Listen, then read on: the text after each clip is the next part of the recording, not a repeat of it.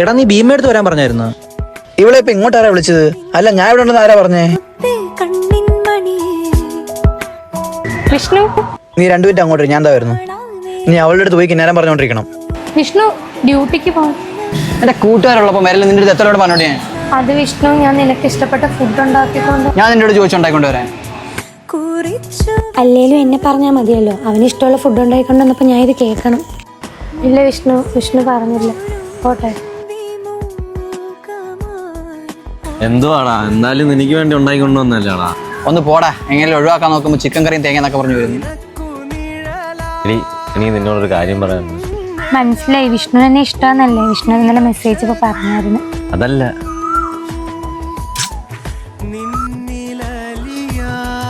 കുറച്ച് കഴിഞ്ഞപ്പോൾ എനിക്ക് മനസ്സിലായി, നമ്മളയാൾ എത്രയൊക്കെ ഇഷ്ടപ്പെട്ടാലും അയാൾക്ക് സെയിം ഫീലിങ്സ് നമ്മുടെ അടുത്ത് ഉണ്ടാവുന്നില്ല.